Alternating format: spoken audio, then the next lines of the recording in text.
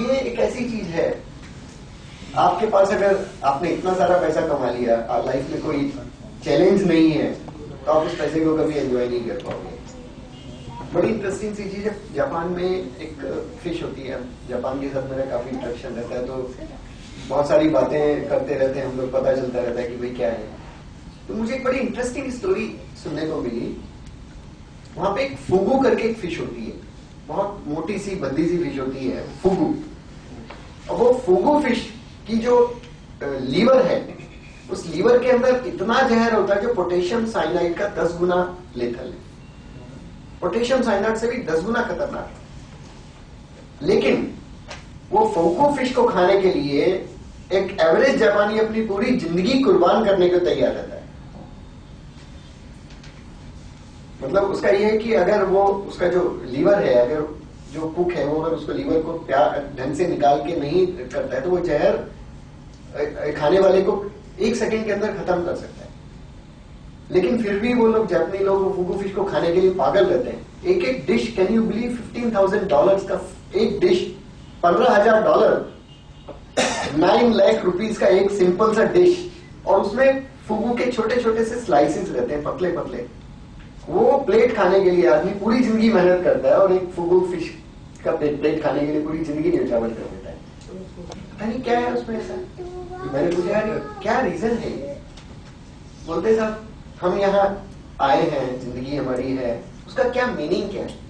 सिर्फ दारू पीना, खाना खाना, सो जाना, यही है सब कुछ। जिंदगी में जब तक थ्रिल नहीं है तब तक जिंदगी के मायने नहीं। तो ये फुगू फिश जो है वो थ्रिल देती है।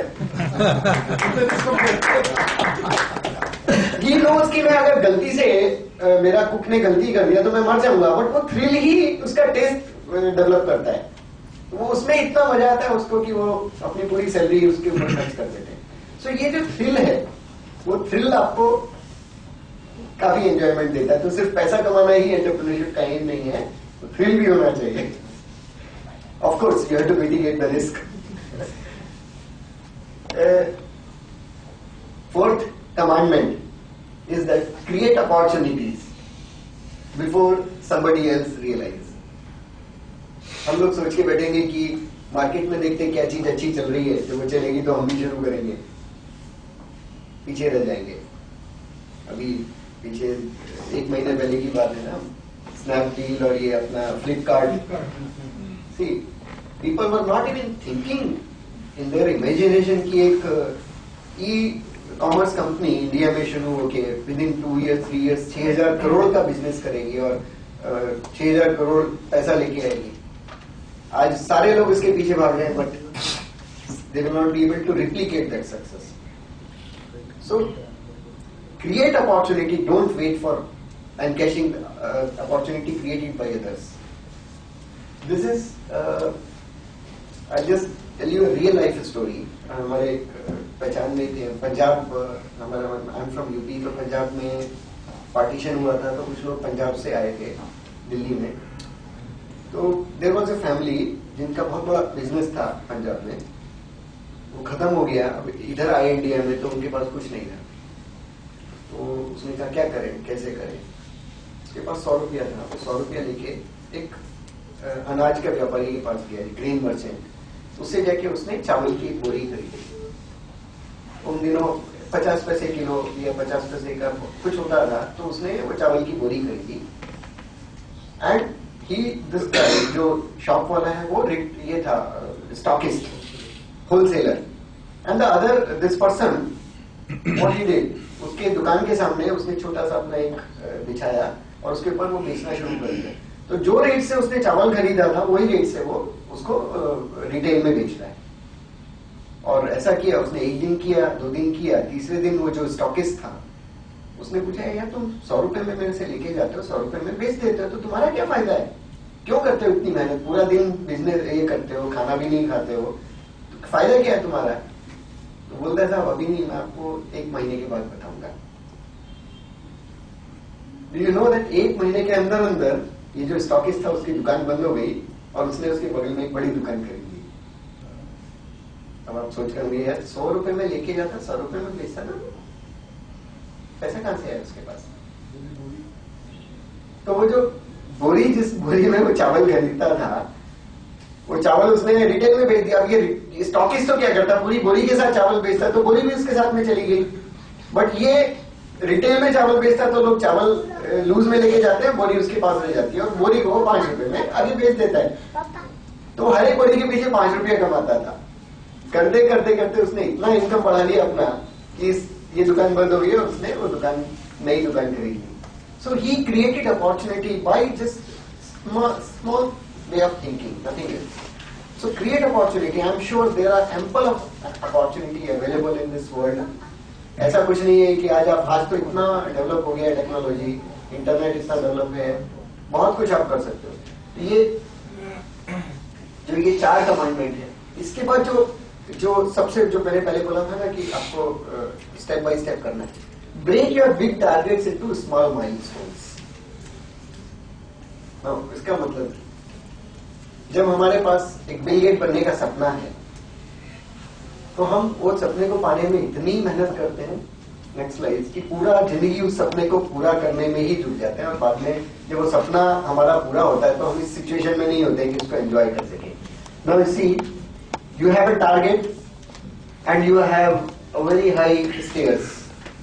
आप उसमें चलना शुरू करोगे तो चलते देख के ही पसीना आ जाएगा, अरे यार कैसे जाएंगे, इतनी दूर, छोड़ो ना, चलते।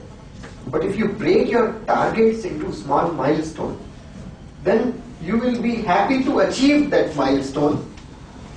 And once you achieve that milestone, तो आपकी जो एनर्जी है वो डबल हो जाएगी, आपका जो स्टेमिना है वो भी वापस आ जाएगा, आप आराम भी कर लोगे, थोड़ा देर सुस्ता लोगे, नीचे देखोगे अरे यार मैं इतना ऊपर आ गया हूं। So you break your big targets into small targets, and at least जो मैंने केबीसी वाला बताया था कि अगर मैं 1 करोड़ नहीं मिलता तो मुझे 10,000 तो मिले, 10,000 के बाद 1 लाख मिले, 1 लाख के बाद 10 लाख मिलेगा, 10 लाख के बाद 50 लाख मिलेगा, तो मुझे वो जो छोटी छोटी अचीवमेंट्स के ऊपर जो खुशी होगी, कम से कम वो तो एंजॉय करूं मैं। अभी आयरनी देखिए, मैं 1 करोड़ जीतता हूं तो बहुत खुश हो जाता हूं, 50 लाख पे जाके अटक जाता हूं तो दुनिया का सबसे निराश आदमी मैं ही बना। लेकिन मैं ये क्यों भूल जाता हूं कि 50 लाख भी तो जीता हूं। तो वो खुशी आपको तभी मिलेगी जब आप ये बड़े बड़े टारगेट को छोटे छोटे स्मॉल माइलस्टोन में डिवाइड कर लोगे। जैसे पहला माइलस्टोन कि आज मैंने 10,000 रुपया कमाया, अब मुझे मेरा टारगेट है नेक्स्ट 50,000 कमाने का। तो जब 50,000 अचीव करोगे तो उसकी खुशी होगी, 50,000 के बाद 5 लाख की खुशी होगी, 5 के बाद 50 लाख की खुशी होगी। तो ये खुशी ऐसी चीज है जो 5 रुपए की चीज से भी मिलती है। तो आप अपने मन को क्यों निराश करते हैं खुशी से? आज कम से कम खुश होने का एक मौका तो ढूंढिए। दुखी होने को तो हजारों मौके हमारी जिंदगी में अपने आप मिल जाते हैं। हम ही बेवकूफ हैं जो खुश होने के छोटे छोटे मौके कमा देते हैं। Now if you look at this girl, she is writing with a pencil. I am sure she is much more happier than all of us sitting here. Just notice कि वो एक पेंसिल से एक स्केच बना रही है और उसको देख के बड़ी खुश हो रही है, मम्मी को दिखा रही है, मम्मी देखो मैंने ये किया। Now exactly this is what I do. Even today when I go with my daughter to buy a pencil for her in the market, जब तक वो उसको चला चला के पूरा पेज पे स्केच नहीं बना लेता तब तक उसको खरीदता नहीं हुआ। आज भी इवन टुडे whether it's 2 रुपए की पेंसिल है या 2 लाख की कार है या 20 लाख की कार है, छोटी छोटी सी चीजें उनमें खुशी ढूंढता हूं मैं। आज भी मेरा मन जो है वो बच्चे के जैसा है, जो बच्चे को कैसे टॉफी मिल जाती है तो खुश हो जाता है।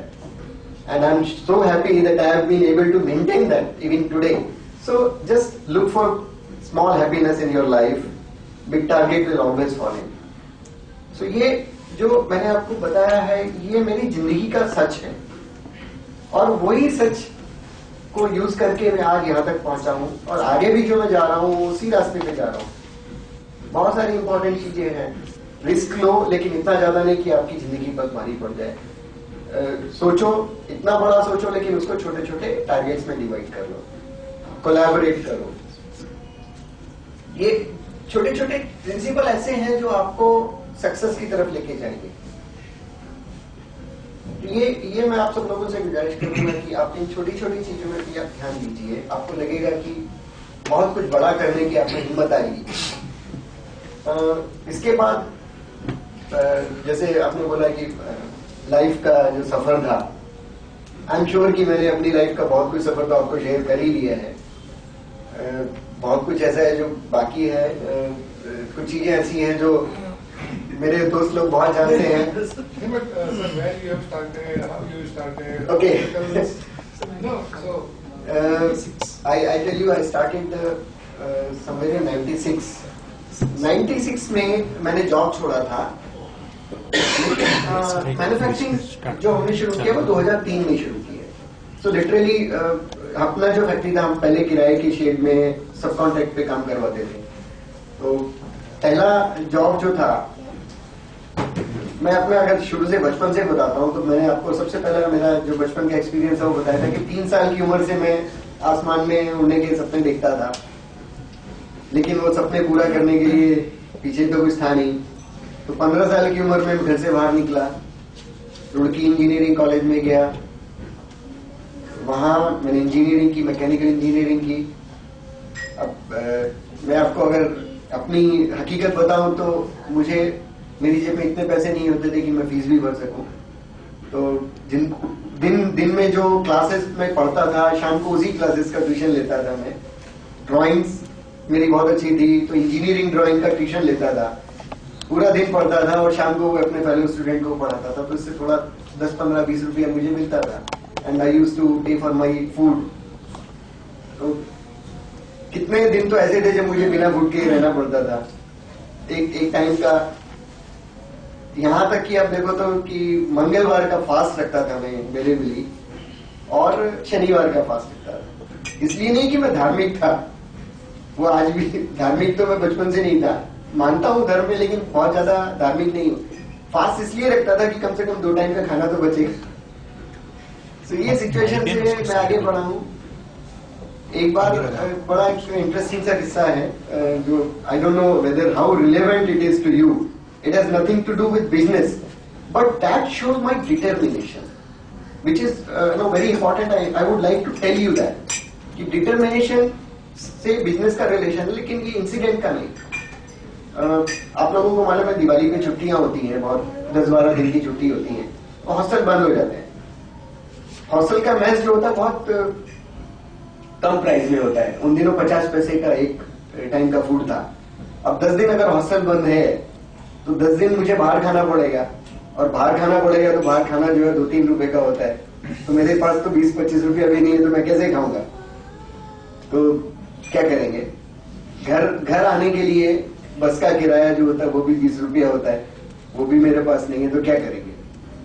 यू वोंट बिलीव, ठंडी का टाइम था, दिल्ली की ठंडी अगर किसी ने देखी है तो रुड़की से शाम को 5 बजे हमारा कॉलेज बंद हुआ और मैंने 6 बजे वहां से साइकिल उठाई है और पूरी रात साइकिल चला के मेरा घर जो मेरठ के गांव में है, पूरी रात साइकिल चला के सुबह 6 बजे मैं घर में पहुंचा हूँ।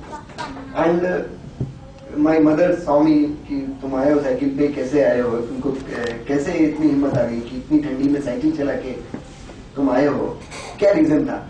मैंने उसको ये नहीं बोला माँ मेरे पास पैसे नहीं थे खाना खाने के लिए, मैं उसको बोला माँ तुझे देखने की इच्छा हो रही थी। तो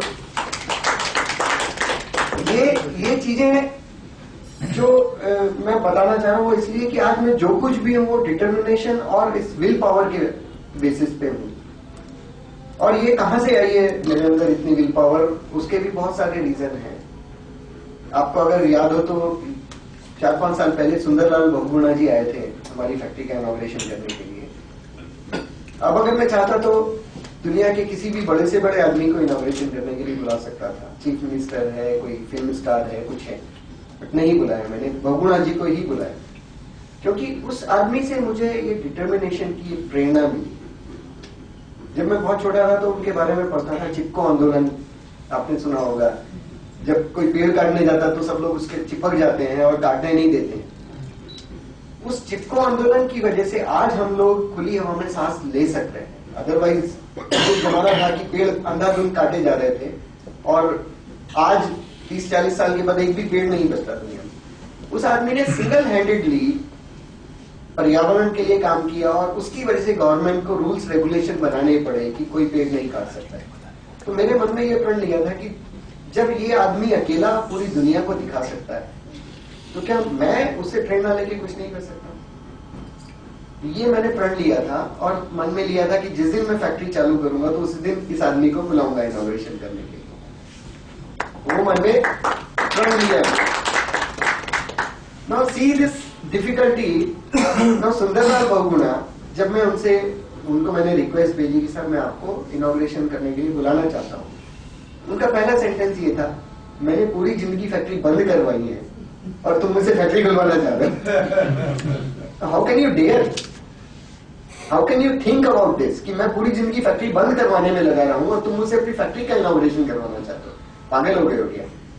मैंने उनको बोला सब पागल तो हूं मैं, क्योंकि मैंने डिटर्मिनेशन तो है मेरे अंदर, मैंने एक प्रण लिया है कि इनॉग्रेशन कराऊंगा तो आपसे कराऊंगा, नहीं तो नहीं कराऊंगा। उन्होंने नहीं सुनी, 6 महीना नहीं सुनी, पूरा 1 साल हो गया नहीं सुनी उन्होंने, नहीं आए वो।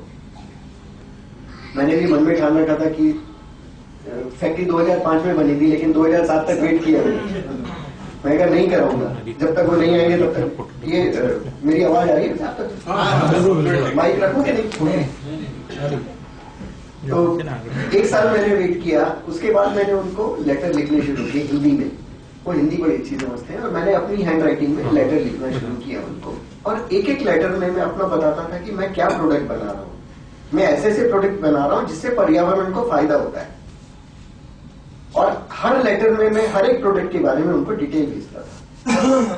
फिर एक लेटर जो मैंने लास्ट में भेजा, उनको भेजा कि मैं कैनाल मेकिंग मशीन बनाता हूँ और दुनिया में पहली बार हमने डिजाइन की है, और वो कैनाल मेकिंग मशीन से एक फायदा होता है हमारे पर्यावरण को कि ये जो जितनी कैनाल्स हैं उसके अगल बगल में जो यूकेलिप्टस के पेड़ आप लगाते हो वो लगाने बंद हो जाएंगे। यू नो यूकेलिप्टस का पेड़ क्यों लगाते हैं? यूकेलिप्टस का पेड़ जो होता है वो जितना भी आजू बाजू का पानी होता है वो सब सोख लेता है। तो कैनाल में जो सीपेज होती है पानी की, उसको रोकने के लिए कैनाल के दोनों साइड यूकेलिप्टस के पेड़ लगते हैं। एंड यूकेलिप्टस का जो पेड़ होता है वो हमारे एनवायरमेंट के लिए बहुत हानिकारक है, क्योंकि वो अपने आसपास जितनी वनस्पति होती है सबको खा जाता है, पनपने नहीं देता है। तो इसलिए बहुगुणा जी का प्रण था कि मैं यूकेलिप्टस को इंडिया से इरेडिकेट करके छोड़ूंगा, इसको खत्म करके छोड़ूंगा। अंग्रेज इस पेड़ को इंडिया में लाए थे और मैं इस पेड़ को इंडिया से बाहर फेंक दूंगा। तो जैसे मैंने उनको ये इन्फॉर्मेशन दिया कि साहब मैं ऐसी मशीन बनाता हूँ, कैनाल मेकिंग मशीन, जो पानी सीपेज रोकती है और उसकी वजह से यूकेलिप्टस पेड़ जो है लगने बंद हो जाएंगे, very second day I got a letter from him कि साहब मैं समझता था कि दुनिया में सबसे अड़ियल आदमी मैं हूं, बट तुम मेरे से ज्यादा अड़ियल निकले, कब आना है बताओ। And you won't believe, he came here and he stayed at my house for 10 days। 10 दिन मेरे घर में रहे। अब ये जो चीज है जो मैं कभी नहीं छोड़ता हूं, मन में प्रण कर लिया कि करना है तो करना है। ये चीजें बहुत इंपॉर्टेंट होती हैं। अब एक और छोटी सी इंसिडेंट बताता हूं जो हमारे दोस्त के लिए बहुत छोटी होगी लेकिन मेरे लिए बहुत बड़ी है, बिजनेस से रिलेटेड। बिजनेस, मैं इस बार में बड़ा गर्व का महसूस करता हूं कि गुजरात ने मुझे बिजनेस करना सिखाया। I am not a Gujarati, but I am a businessman because of Gujarat. मैं अगर कहीं भी दुनिया के किसी कोने में शुरू करता तो शायद सक्सेसफुल नहीं रहता। आई एम रियली प्राउड कि बड़ौदा में मैंने बिजनेस शुरू किया है, and I am successful only because of Baroda and people of Baroda. How I tell you, जब मैंने पहला ऑर्डर लाया, मैं एक अमेरिकन कंपनी में काम करता था डिजाइन मैनेजर के तरीके से। हजारों में सैलरी होती थी उन दिनों, and I used to fly by air only.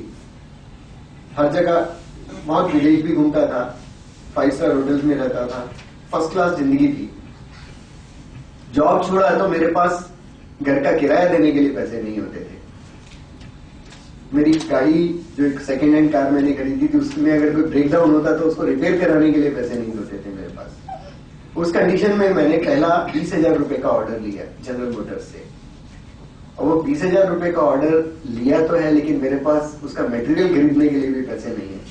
तो मैं हमारे पुराने वेंडर थे उनके पास गया, महेंद्र भाई, जीआईडीसी में उनकी फैब्रिकेशन की विजय टूल्स के नाम से फैब्रिकेशन कंपनी है। उसके पास गया, मैंने महेंद्र भाई मुझे 20,000 का ऑर्डर मिला है और 10-12 हजार का उसमें मटेरियल लगता है। तो महेंद्र भाई बोला भैया मैं तो फैब्रिकेटर हूँ, मेरे पास तो स्टील मिलेगा नहीं, मेरा एक दोस्त है उसके पास जाओ, हो सकता है वो तुम्हें स्टील दे दे फ्री में। तो मैं रौनक भाई के पास गया, महेंद्र भाई के थ्रू। रौनक भाई ने मुझे देखा नहीं था पहले जिंदगी में कभी, उसने सोचा ठीक है, वो नया नया अपना फादर के साथ बिजनेस ज्वाइन किया था उसने, तो उसको भी इतना एक्सपीरियंस नहीं था, तो उसने भी गलती कर दी। 10,000 रुपया उसने मुझे स्टील बॉरो कर दिया। बाद में उसको उसके फादर से बहुत डांट पड़ी, वो अलग बात है। तो वो 10,000 रुपए का स्टील लेके मैंने महेंद्र भाई की फैक्ट्री में अपने हाथ से गैस कटिंग किया, अपने हाथ से फैब्रिकेशन किया, वेल्डिंग किया और अपने हाथ से पेंट किया उसको। एंड यू वोंट बिलीव कि 3 व्हीलर ऑटो रिक्शा में उस ट्रॉली को लोड करके मैं डिलीवर करने गया हलोन तक, ऑटो रिक्शा वाले के पास में बैठ के, और कोई पीछे तो जगह नहीं थी तो उसकी सीट में बाजू में बैठ के वो डिलीवर करने गया। That was my first order. And the general manager of General Motors mister Vibhav, he was a German, he was so happy. बोलता है यार इंडिया में ये लोग ऑर्डर लेके जाते हैं 2-2 महीने तक शक्ल नहीं दिखाते, तुम पहले इंसान हो जो ऑर्डर लेने के 1 हफ्ते के अंदर डिलीवर करने आए हो, और वो भी इतनी अच्छी quality. Then he told his vice president, he said, allow this person to supply as many as thing he can supply. And the very second order I got was 5 lakh rupees. Unimaginable. 10-12-20,000 रुपए का supply किया और उसके base पे इतनी मेरी credibility develop हो गई कि मुझे 5 लाख का ऑर्डर मिला। अब वो 5 लाख के ऑर्डर में कम से कम 2.5-3 लाख का तो स्टील था। हम वापस पहुंचे रौनक भाई के पास।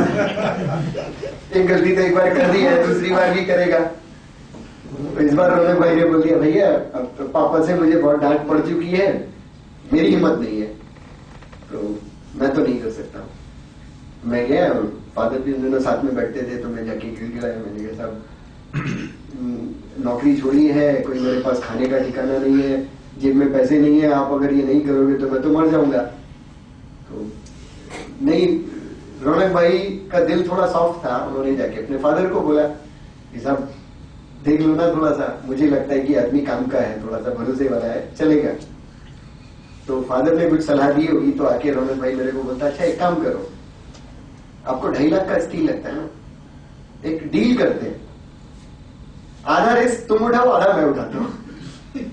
तो पूरा रिस्क मैं क्या उठाऊं, 2.5 लाख का आपको मैं क्यों बोरो करूं, पूरा रिस्क मैं उठा के पूरी रात मेरे को नींद नहीं आएगी, आप आराम से जाके सो जाओगे, तो आधा रिस्क तुम उठाओ आधा मैं उठाता हूं। अब कैसे रिस्क उठा सकते हैं, उन्होंने फॉर्मूला बनाया, बोलते हैं आपको 5 लाख का ऑर्डर मिला है, 80 रैक है, उसमें से 40 रैक सप्लाई करो। और उसने, मेरा बड़ा स्मार्ट आदमी है, वो परचेज ऑर्डर पढ़ लिया था।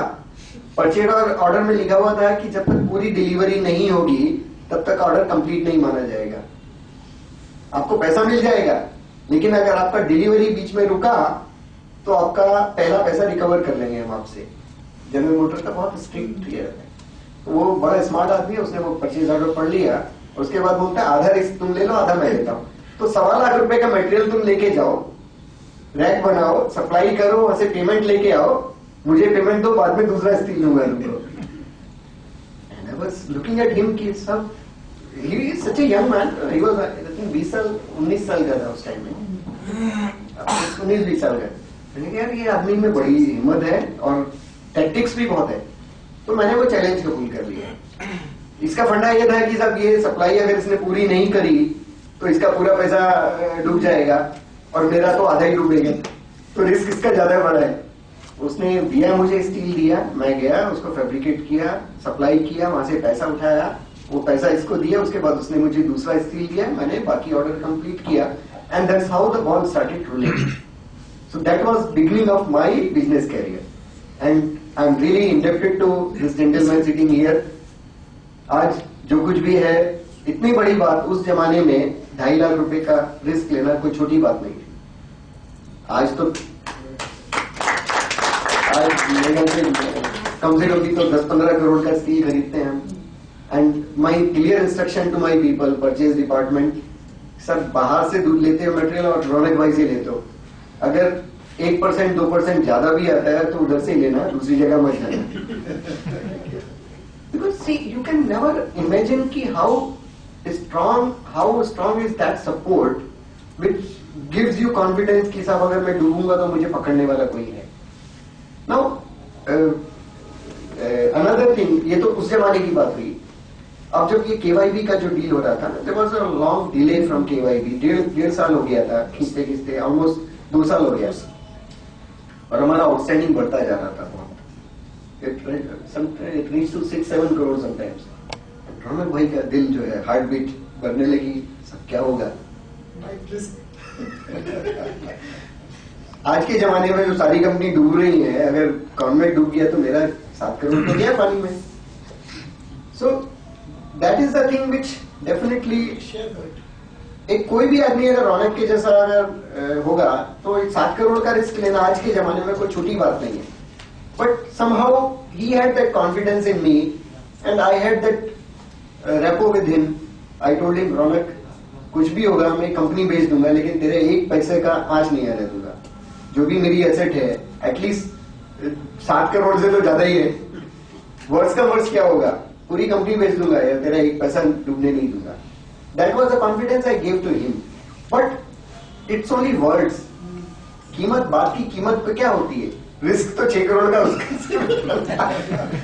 तो ये छोटी छोटी सी चीजें जो है वो रिलेशनशिप, मैंने आपको बोला था कि रिलेशनशिप, कोलैबोरेशन, परसिवियरेंस, ये इतनी सारी छोटी छोटी चीजें मिलके ही एक सफल आदमी बनता है.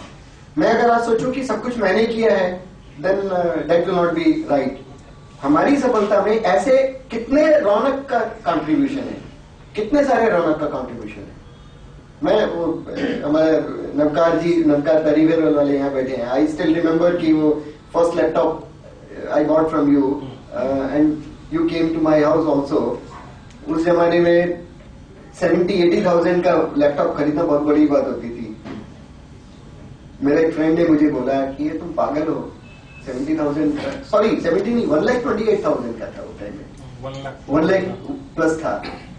तो 1 लाख का लैपटॉप खरीद रहे हो, पागल हो. अब 1 लाख मेरे को दो, मैं तुमको जमीन खरीदता हूँ लोन में, 2 साल में डबल हो जाएगा.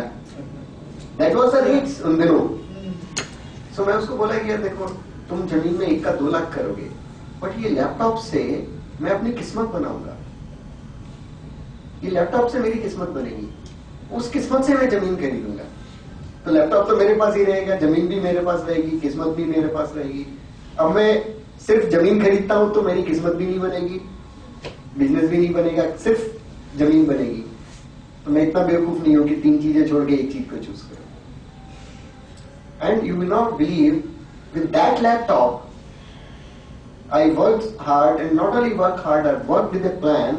उन दिनों, I'm talking about 97, 98, 1998, जब हमारे बिजनेस में रेस्पॉन्स टाइम बहुत ज्यादा होता था.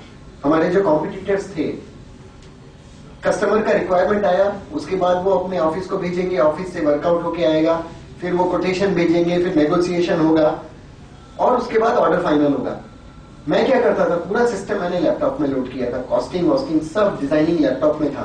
And I used to go and discuss across the table with the customer, और उसको जो भी उनका स्कीम था वो चेंजेस 5 मिनट में उनके सामने करके, कोटेशन सबमिट करके. यू वोंट बिलीव कि हमारे कॉम्पिटिटर बाहर वेट करते रहते हैं कि हम कब बुलाएंगे हमको, और मैं अंदर से ऑर्डर लेके बाहर निकलता था. तो ये जो थिंकिंग थी, एडवांस थिंकिंग, वो सिर्फ उस लैपटॉप की वजह से हो पाई उन दिनों. आज तो एक बच्चा की पॉकेट में लैपटॉप होता है, but in those days laptop was a very special commodity. Nobody used to buy such a costly laptop. So उस लैपटॉप की वजह से मैंने बिजनेस को रातों रात आसमान की ऊंचाइयों पे लेके गया मैं, और उस लैपटॉप की हजारों गुना कीमत मैंने उससे वसूल की. आज वो मेरा जो दोस्त है, वो एक जमीन का टुकड़ा हलोल में लेके बैठा है. उसकी जमीन के 3 गुना 4 गुना दाम हो गए, लेकिन अनफॉर्चुनेटली उसको अपनी जिंदगी कवर करने के लिए कतार में नौकरी करनी पड़ रही है. And today I tell him same thing. अगर वो 1 लाख रुपए से मैंने जमीन खरीदी होती तो आज मैं भी कतार में नौकरी कर रहा होता.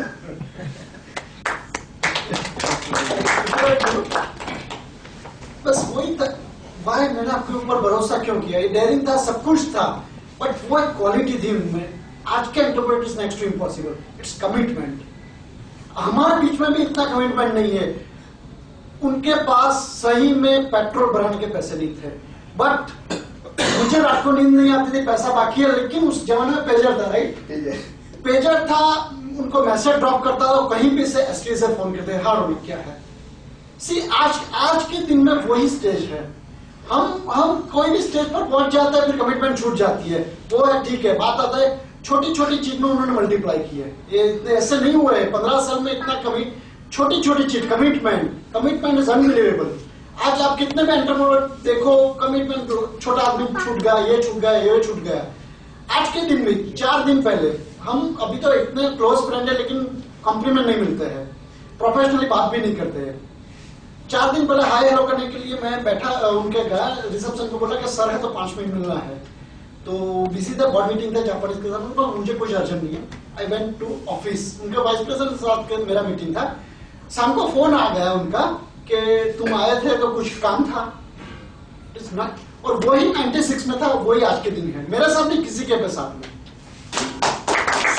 वो क्वालिटी के हिसाब से उनके साथ अच्छे लोग जुड़े हैं, रातों रात उनके साथ अच्छे, वो इट्स एक्स्ट्राऑर्डिनरी पर्सन।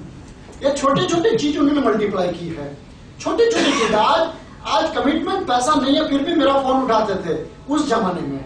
वो लेवल तो भी बहुत आगे निकले। छोटी चीज, आज लोग फोन पे मैसेज नहीं देते थे, उनके पास मैसेज आज के दिन में जाता है तो होता है कि I am busy, I will be call later, या कुछ भी। यानी सामने वाले को क्या, सामने वाला बेवकूफ तो है नहीं, पागलों की तरह बैठ जाएगा।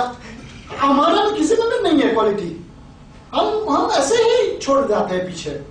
तो वो क्वालिटी उनमें इनबिल्ट इतनी थी, अनबिलीवेबल। वो उनसे हम दोनों में एक दूसरे से इतना कुछ सीखा है।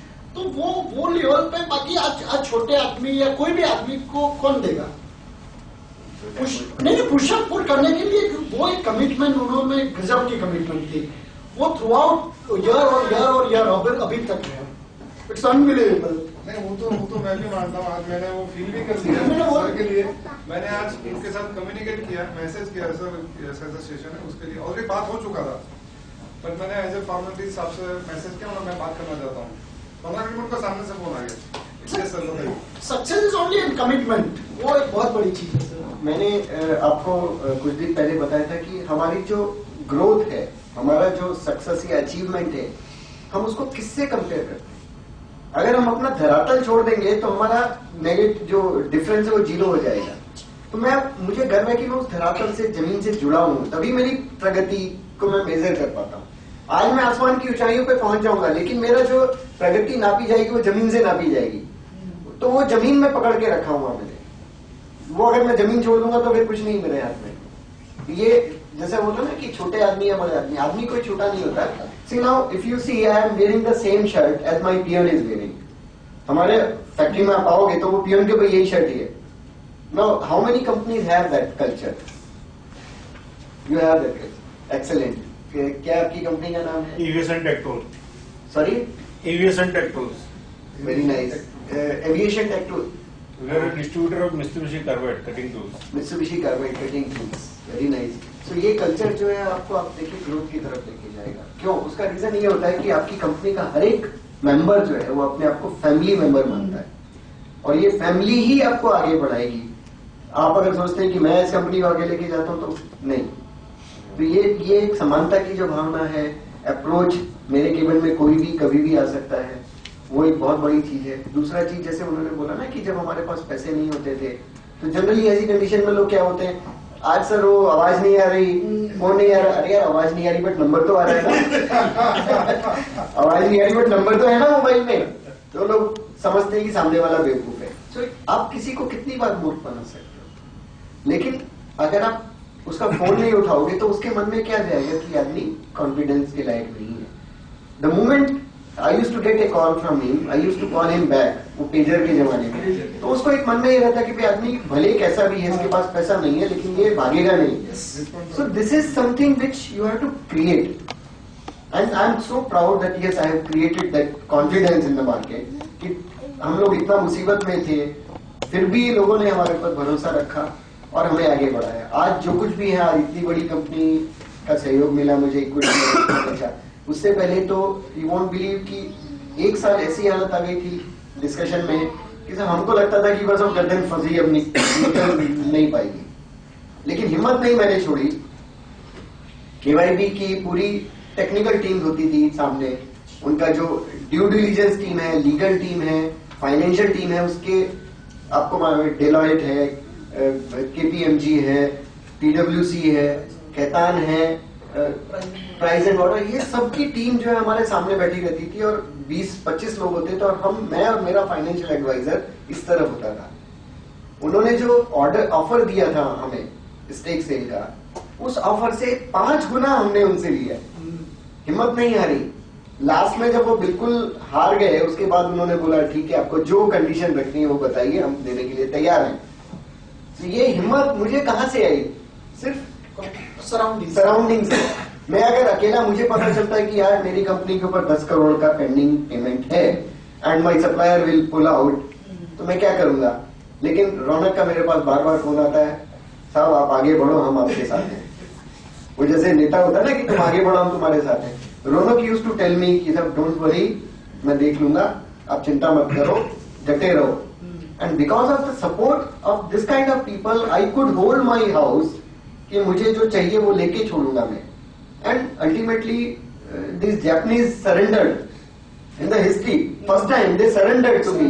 He said, whatever price you are asking, whatever condition you are asking, we are ready to accept everything. And in this era of recession, can you believe we sold our stake at 25 multiple of EBITDA? हमारा EBITDA का 25 गुना share value पे भेजा है हमने stake, 25 times, जबकि market में 4 या 5 का चलता है मल्टीपल। हमने 25 टाइम्स, मतलब अगर 10 रुपए का शेयर है तो we sold at 250 rupees and with all conditions written by us. And now it is almost one year completed, 1 year 2 months, and the marriage is running very smoothly. Honeymoon period is over. But I'm pretty happy that Japanese are very nice people to work with. बहुत बड़ी company है, technology भी मिलती है उनसे, systems भी मिलते हैं, पैसा भी मिला है, सब कुछ है भगवान की दया से। और अभी हम नया एक्सपेंशन कर रहे हैं, नया प्रोडक्ट लेके आ रहे हैं, काफी कुछ we'll be doing a lot of things.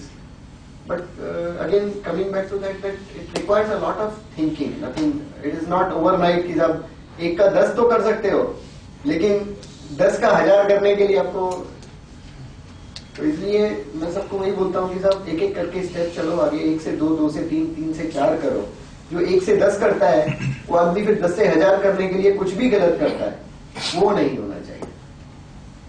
जो बिजनेस का बेसिक फंडा है वो है आपका डेट इक्विटी रेशियो।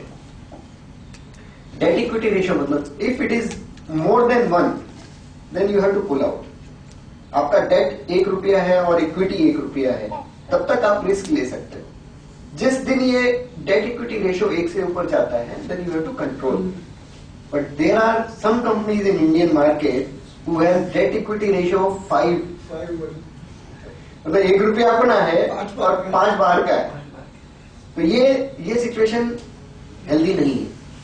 बिजनेस का गोल्डन रूल कहता है कि 1 रुपया आपका और 1 रुपया मार्केट का, दैट इज हेल्दी।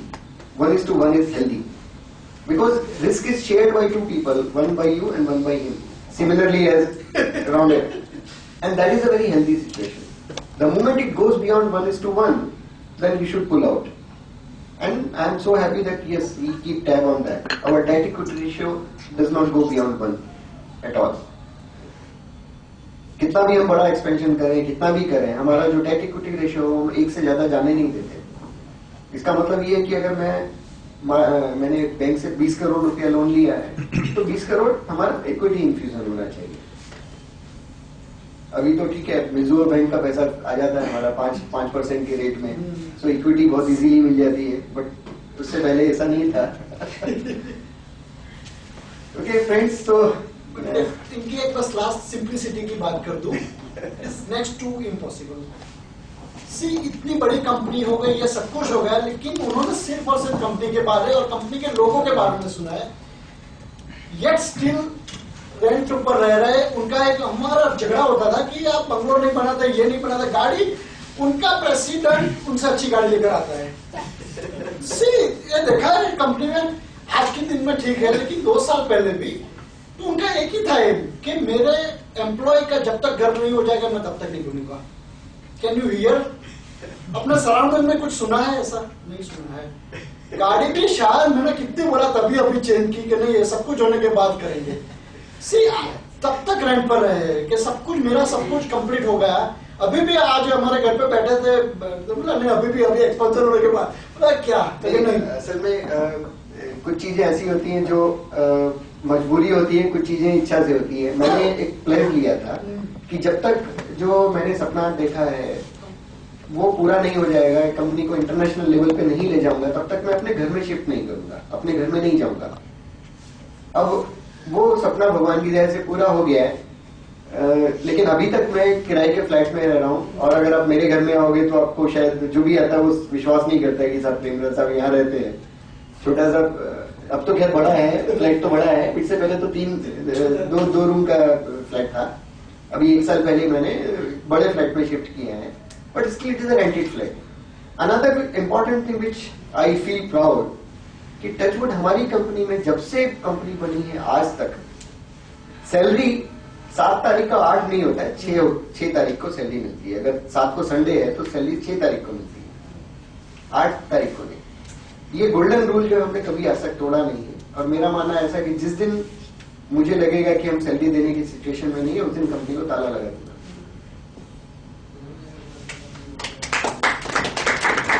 उसका रीजन ये है कि आप मार्केट में से सप्लाई लेते हैं, सप्लायर्स के पास पैसा 10 जगह से आता है, आप जैसी 10 कंपनी से आता है, बट जो आपका एम्प्लॉय है वो सिर्फ आपके लिए काम कर रहा है। अगर उसको सैलरी नहीं मिलेगी तो उसका घर कैसे चलेगा, और घर नहीं चलेगा तो आपके नौकरी कैसे करेगा।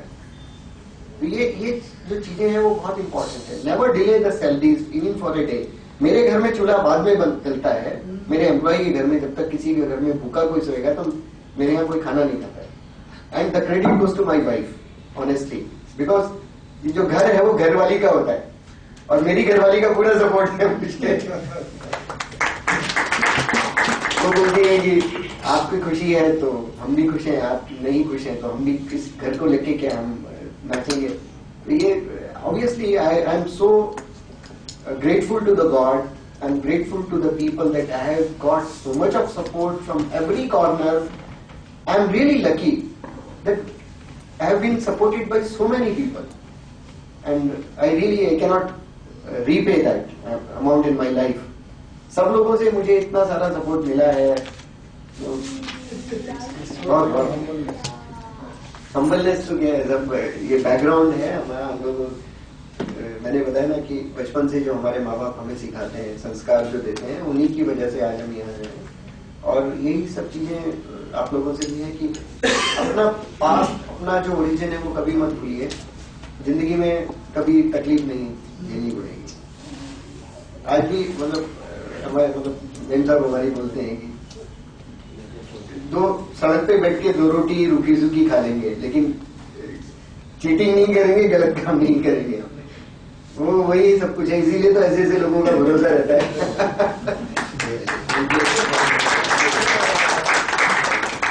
ऐसे हम लोग छोड़ेंगे नहीं कुछ ये आपने जल्दी बताया तो उसमें ऑब्स्टेकल्स आते हैं, जैसे मैन पावर रिटेंशन है, फाइनेंस है, गवर्नमेंट के साथ में डील है, ये सारे क्वेश्चन हैं किसी के? हाँ, लेकिन आप पूछना, आप पहले पूछिए। वही क्वेश्चन क्या सफलता की सीढ़ी चढ़ने के बाद कौन कौन से ऑब्स्टेकल्स आए और वो आपने कैसे उसको हल किया? देखिए, जैसे मैंने बताया ना कि जो फियर ऑफ फेलियर है वो सबसे बड़ा ऑब्स्टेकल होता है। आदमी के मन में ये रहता है कि मैं फेल हो जाऊंगा तो क्या होगा। सफल होने के बाद ये सबसे ज्यादा बड़ा फैक्टर होता है, बाकी कुछ नहीं होता है। आप समझ रहे हो ना कि जब आप शुरू करते हो तो आपके पास खोने के लिए कुछ नहीं है, लेकिन जब आप कुछ अचीव कर लेते हो तो बहुत कुछ आपके पास खोने के लिए बचता है। तो जो fear of losing is the biggest obstacle, nothing else. If you think that finance is an obstacle or work is obstacle or worker is obstacle, I would say no, nothing. आपका दिमाग में जो डर है वो सबसे बड़ा obstacle. sometimes man power retention, okay, man power retention का कौन सी जादुई छड़ी है? जादुई छड़ी नहीं है, जादुई छड़ी नहीं है, बट हम एक फॉर्मूला यूज करते हैं कि बकरी को रोटी तो पेट भर, खाना तो पेट भर के दो, लेकिन साथ में छड़ी रखो, तो उससे ना वो मोटा होगा ना पतला होगा। आप खाना भर के दोगे उसको तो वो मोटा होने की कोशिश करेगा, लेकिन छड़ी रखोगे तो डर रहेगा उसको कि मार पड़ेगी। हम लोग ये अपनी फैमिली में इस तरह का रिलेशन बना के रखते। जो सबसे बड़ा जो इशू आता था हमारे सामने जब हम छोटे से बड़े हुए, कि हमारे साथ जो पुराने लोग थे जिनकी सैलरी उस जमाने में 4,000 5,000 होती थी, अब जब हम आगे बढ़ रहे हैं तो हमको नए नए एम्प्लॉयज की जरूरत होती है। हम बाहर से लेके आते हैं तो वो तो 4-5 हजार में नहीं आएगा। अगर उसको वहां 4,000 मिल रहा है तो हमारे पास क्यों आएगा वो? तो वो बोलता है साहब मुझे तो 6,000 चाहिए। अब मेरे सामने सबसे बड़ी प्रॉब्लम ये है कि मैं अपने आदमी को जो मेरे साथ 5 साल से है उसको 4,000 देता हूँ, और ये आदमी जो आज आया उसको मैं 6,000 दूंगा, तो कैसे करूंगा? तो ये बहुत ट्रिकी सिचुएशन होता है, रिटेंशन से जुड़ा हुआ है ये। सबसे पहला क्या होगा, ये आदमी जो मेरा पुराना वो छोड़ के चला जाएगा, बोलता साहब आपको तो मेरी कीमत ही नहीं पता, 4,000 देते हो, नए आदमी को 6,000 देते हो, तो मैं तो बेकार हो गया ना। अब क्या करेंगे आप? क्या उसको 6,000 देंगे या नहीं देंगे? अगर ये नया आदमी मैं उसको 6,000 दे रहा हूं, उसी कैपेबिलिटी का उस दूसरा पुराना मेरा वफादार आदमी उसको 4,000 दे रहा हूं, तो मेरी जगह आप होंगे तो क्या करेंगे बताइए? है किसी के पास आंसर? 6,000 देना पड़ेगा। देना पड़ेगा। This is the biggest mistake you never commit. Never. जिंदगी में कभी ये गलती मत करना। वो क्या करेगा मालूम है? अच्छा आज तक तो मैं वफादार था, मुझे आप दबा के रखते थे, अब ये नया आदमी आया तो मुझे मेरी कीमत पता चली है, इससे पहले तो मैं पागल था, बेवकूफ था। ये नेगेटिविटी जो उसके दिमाग में आ जाएगी ना, वो कभी आपके जाएगी नहीं। ये गलती कभी मत करना। ये रीजन होता है लोगों को छोड़ के जाने का। क्या करना चाहिए वो मैं बताता हूं जो मैंने किया, and I am so proud that despite everything मेरा एक भी पुराना आदमी छोड़ के नहीं गया है जिंदगी में, जबकि उनको सैलरी नए आदमियों से बहुत कम मिलती। मैंने क्या किया, मैंने उसको बुलाया बैठ के कि देखो आज तुम अकेले आदमी 2 के बराबर काम कर रहे हो, तो क्या होता है तुम अपने ऊपर ध्यान नहीं दे पाते हो, पूरा दिन कंपनी में लगे रहते हो, बेचारे तुम्हारी फैमिली वाले गाली देते हैं तुमको कि फैमिली में ध्यान नहीं देते हो। अब कब तक हम ये करते रहेंगे? तो मैं तुम्हारा भला करने के लिए तुम्हारा एक सहयोगी लेके आ रहा हूं, और वो तुम्हारा काम में हाथ बटाएगा और तुम्हें थोड़ा सा रिलीव करेगा। फिर क्या होगा, जब तुम्हारे पास टाइम बचेगा तो उसको आपके डेवलपमेंट में यूज किया जाएगा। तुम ट्रेनिंग में जाओगे, आगे बढ़ोगे, कुछ नया सीखोगे, वो सीख के तुम अपना भी फायदा करोगे, कंपनी का भी फायदा करोगे, and we will prepare a road map for you. आज की डेट में आप दोनों सेम कैपेबिलिटी वाले हो, दोनों को सेम सैलरी मिलना चाहिए, बट अनफॉर्चुनेटली अगर मैं इसको आपके बराबर सैलरी दूंगा तो वो नहीं आएगा। तो इसके लिए मुझे लाना भी जरूरी है, ये आपकी भलाई इसमें, तो उसकी बात समझ में आ जाती है। फिर हम उसको एक रोड मैप बना के देते हैं कि भाई आज तुमको इतना मिल रहा है, अब अगले 6 महीने में हम तुम्हारा इतना बढ़ाएंगे और उसके अगले 6 महीने में इतना बढ़ाएंगे, लेकिन उसके लिए आपको ये ट्रेनिंग पे जाना पड़ेगा। तो वो आदमी समझता है कि भाई मैं आज जो हूं उसको ट्रेनिंग होने के बाद में मेरी वैल्यू बढ़ जाएगी तो मेरा सैलरी भी बढ़ेगी। So he understand this and he feels yes, boss के कहने में दम है। तो ये जो रोड मैप है वो बहुत इंपॉर्टेंट होता है। ये अगर गलती आप करोगे कि 4,000 6,000 दे दोगे तो समझ लो वो तो गया और ये भी गया, कुछ नहीं आएगा। एंड इसी पॉलिसी की वजह से आज मेरे पुराना एक भी आदमी जो हमारे साथ, you know that not a single person has gone out, everybody is happy, everybody. ये छोटी छोटी सी चीजें बहुत इंपॉर्टेंट है। एक और मैं आपको दूसरा एक अपना तरीका बताता हूँ HR का। अब आई डोंट नो वेदर आप आधे लोग आप में से बोर हो रहे होंगे शायद।